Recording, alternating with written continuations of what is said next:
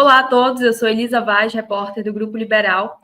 Na nossa entrevista de hoje, a gente vai falar sobre impressão 3D. A gente vai conversar com dois especialistas, iniciando pelo mestre em Engenharia Elétrica, Iago Ranieri. Iago, seja bem-vindo. Obrigado. Vamos começar falando sobre esse mercado de impressão 3D, que eu sei que tem crescido nos últimos anos. Eu queria primeiro que você começasse explicando o que é, de fato, a impressão 3D, como funciona essa tecnologia e esse tipo de impressão, por favor. A impressão 3D, eu tenho principalmente duas partes. A primeira parte é da qual eu vou modelar no computador, então eu vou tirar as medidas, eu vou deixar o objeto do jeito que eu quero, do tamanho, da espessura, de todas as medidas, e aí eu vou para a impressão em si. Na impressão 3D, eu vou escolher o material, que pode ser ABS, pode ser PLA, PET, são, em sua maioria, tipos de plástico, e nesses tipos de plástico eu faço o depósito, camada por camada, até que eu tenha o material pronto. E nos últimos anos, esse mercado, essa tecnologia da impressão 3D, teve alguma evolução? Desde quando ela começou a ser colocada em prática, de fato, até agora? O que você notou de diferença? Sim, nos últimos 10 anos teve um barateamento dessa tecnologia. Então, a gente começa lá no ano de... Começou a se popularizar, começou a se falar mais lá no ano de 2013, só que era muito caro. Mesmo com o dólar barato em relação ao real, ainda era muito caro, por ser uma tecnologia nova. E aí, mais empresas vão fabricando as peças, vai se difundindo na comunidade o conhecimento e vai ficando barato.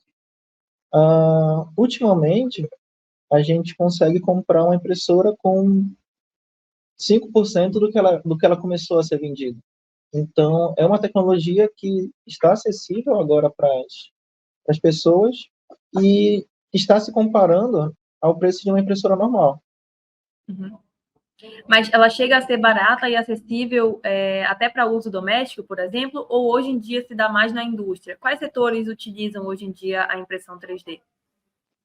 Tá, a gente tem que dividir a impressão 3D, o uso da impressão 3D, em uma linha mais hobby, uma linha mais doméstica e uma linha industrial.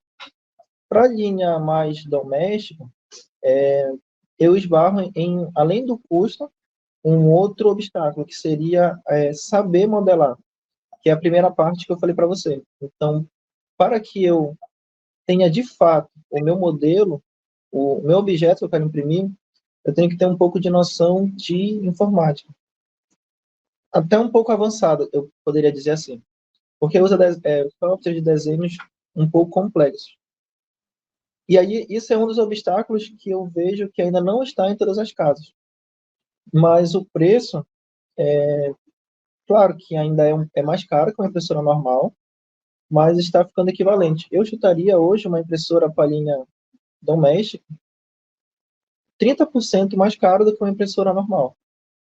Uhum.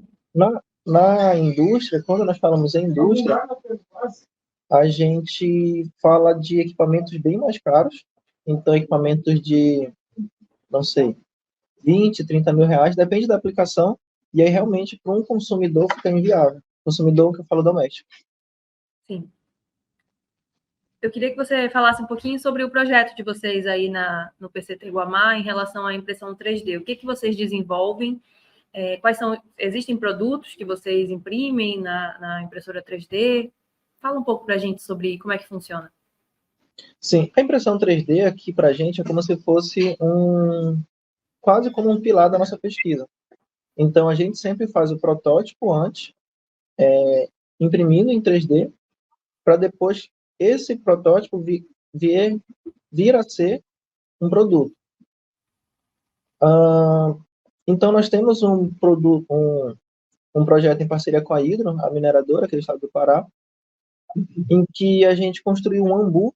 O ambu é o nome daquele ventilador mecânico manual, que nada mais é do que uma bolsa que de maneira simples, coloca o ar para dentro do pulmão da pessoa, do paciente. A gente construiu um desse de forma automática, que não precisa de energia elétrica. Ele funciona a partir do ar comprimido que presente nos hospitais. Só que a gente sensoriou esse projeto com oxímetro. Esse projeto ele vem do tempo da pandemia. Uhum. E para toda essa estrutura desse projeto, nós usamos a impressora 3D. Então, para criar peças novas, a gente usou a impressora 3D. Atualmente, a gente está com um projeto que tem uma pegada um pouco mais estudantil e social, e também ambiental, visando a COP30, que é retirar a garrafa PET de dentro do oceano, né, da natureza, e transformar em filamento. Então, hoje, nós temos, como eu falei, diversos tipos de filamentos, e um deles é o PET. Só que esse material ele é desperdiçado, eu vejo como desperdício, aliado com a poluição, na natureza. E a gente está reaproveitando. Então, eu tenho aqui um exemplo. Esse aqui é um filamento feito de vegetais. Esse tipo de filamento ele é pode ser feito de beterraba, de batatas, que já é presente no comércio local. E eu tenho o que a gente está fabricando, que é a partir de garrafa PET. Então, eu faço fitas de garrafa PET, faço a extrusão dela, para que ela fique no formato do outro filamento comercial. E assim, além de baratear o processo, né, eu estou retirando esse lixo do meio ambiente. E tudo isso foi feito com uma impressora 3D? Foi feito para uma impressora 3D. Está sendo feito para uma impressora. Nós estamos ainda na parte inicial. Nossos alunos que trabalham nesse projeto de transformar garrafa PET em filamento são alunos de vulnerabilidade social, que é feito a partir de programas sociais que a UFPA tem.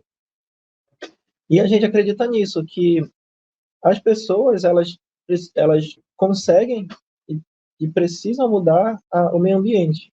Então, elas vão ajudar a retirar esse lixo por uma coisa em prol delas.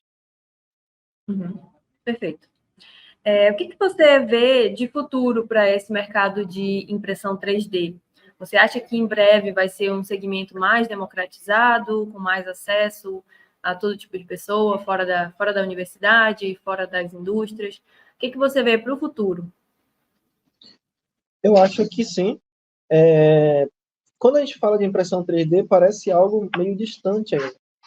Mas é algo que eu acho e eu quero que se popularize, porque é uma tecnologia que está ficando barata e a gente tem muito a aprender com ela. Então, a gente pode aprender sobre computação, né, informática, sobre modelagem geométrica, sobre ferramentas de ensino pedagógico mesmo. Esse nosso projeto ele é para imprimir ferramentas para uso pedagógico. Então, ele é importante na sociedade como um todo. Então, acredito que em escolas, vai começar por escolas, depois vai se massificar para o resto da população. É algo que não tem mais volta agora. Perfeito. Você falou bastante sobre essa questão ambiental, né? Quais outros estímulos essa impressão 3D dá para a indústria? Por exemplo, aumentando a eficiência do trabalho? É um ponto? Sim. Um exemplo que eu posso te dar em indústrias imagina que eu tenho um bloco de aço e esse bloco de aço precisa ter uma forma muito específica. Até eu retirar todo o excesso desse aço de dentro desse bloco, eu vou perder esse excesso. Concorda comigo? Se eu imprimir em 3D já essa peça e fazer a fundição fazer a fundição do metal e colocar nesse molde, eu não perco nada. Esse exemplo que eu te dei é o de joalherias. Então, se eu tenho uma peça muito delicada, rebuscada, até eu retirar o excesso de ouro ou de qualquer outro material precioso, eu acabo perdendo. E a gente sabe que o ouro, uma grama, é bem expressivo o valor. Se eu imprimo em 3D primeiro e derreto o ouro dentro do molde, eu não perdi nada. Então, a minha produção, o meu custo do produto se tornou mais barato. Perfeito. E tem alguns projetos já em andamento, além desse que você faz parte, já tem uma democratização em relação a isso? Estudantes participando desses projetos de impressão 3D? Em quais cursos, por exemplo, a gente pode encontrar esse método, essa tecnologia? É apenas na engenharia elétrica ou não? No meu laboratório, aqui no CEAmazônia, no laboratório que eu faço parte, nós temos alunos desde engenharia biomédica, engenharia elétrica, engenharia de controle e automação, engenharia de computação, todos trabalhando com impressora 3D. Mas na UFPA, a gente tem alunos de arquitetura, por exemplo, que fazem as suas plantas com auxílio da impressora 3D. Então, ela vai ser usada para muitas vertentes. Não precisa ser somente alunos de engenharia. Okay? Como ele falou, pode falar. desculpa. Como ele falei, às vezes até uma ferramenta pedagógica nova pode ser impressa na impressora 3D. Nós estamos com um projeto que é para imprimir peças de xadrez para ensinar as crianças a jogarem xadrez e com isso a gente ensina matemática, computação, a gente ensina, por exemplo, sobre conflitos, a parte de geografia que no primeiro momento não teria nada a ver.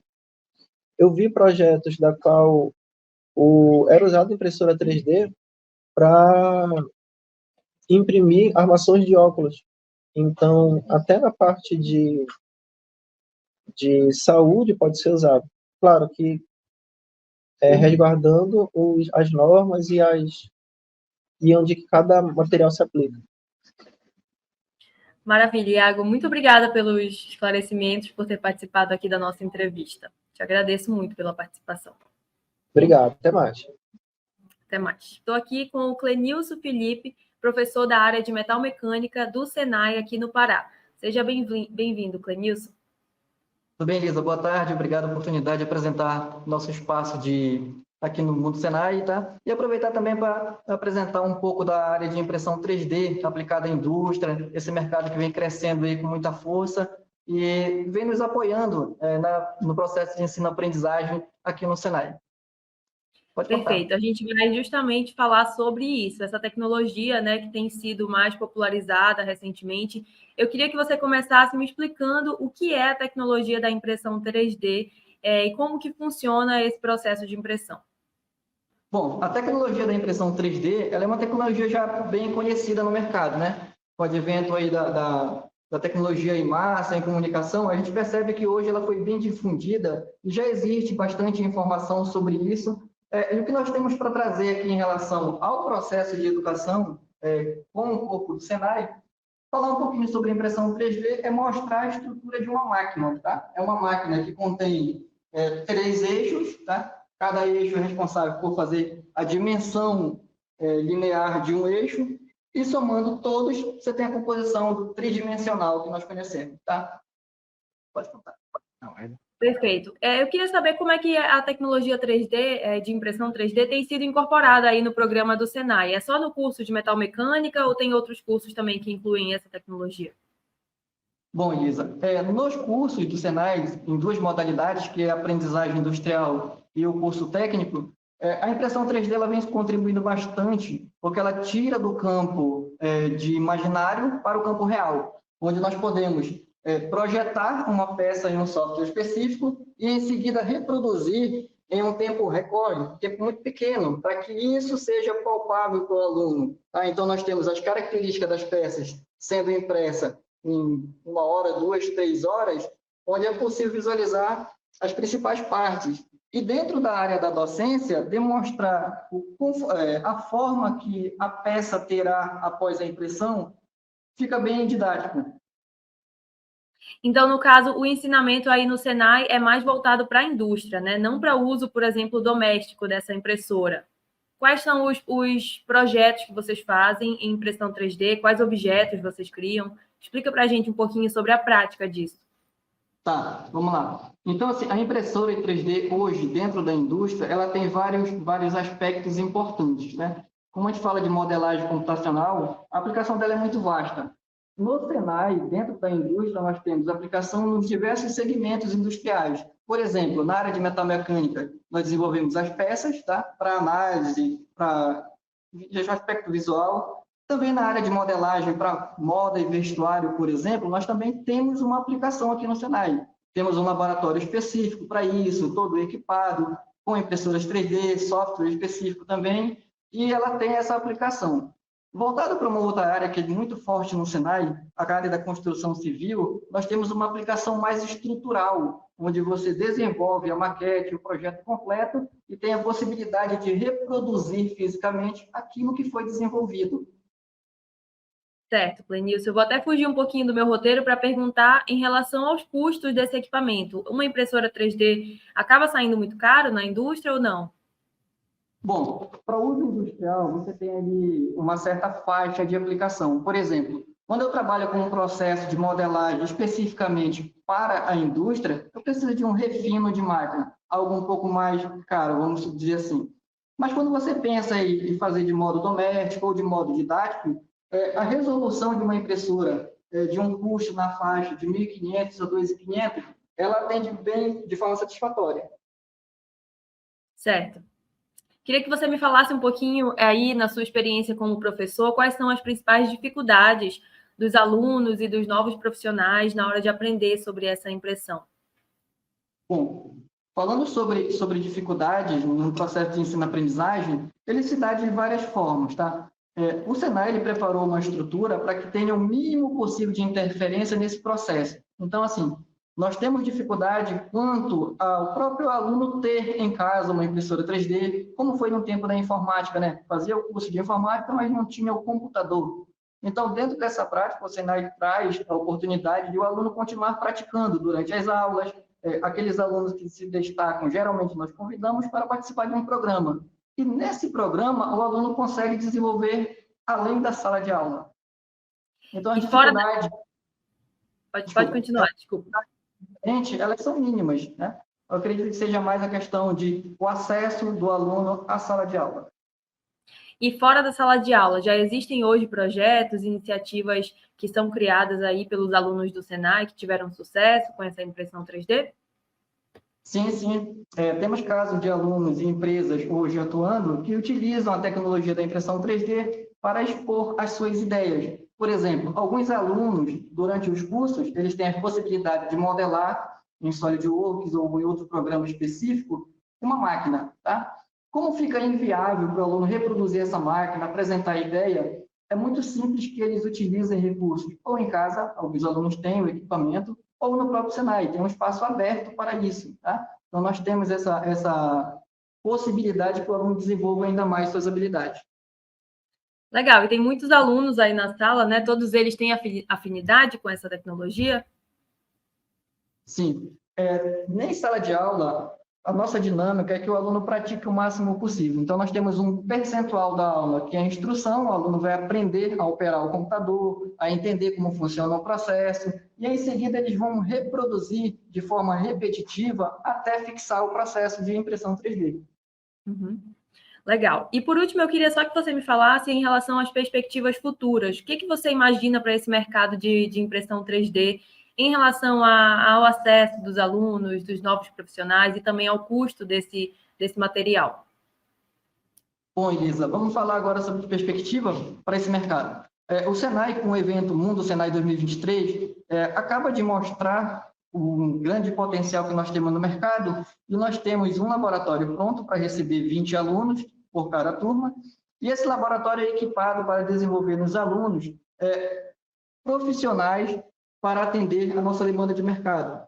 Na região norte, nós ainda somos carentes de tecnologia, dado que seja escasso essa oferta. Então, nós temos hoje a possibilidade de embarcar com 20 alunos, desenvolver por um período e aí praticar um pouco mais as perspectivas daqui para 2024, 2025, que o aluno do Senai de aprendizagem ele saia com um pouco mais de prática em relação à impressão 3D, para assim estar defendendo uma ideia na indústria, uma ideia no setor têxtil ou em outro ambiente que seja interessante para ele.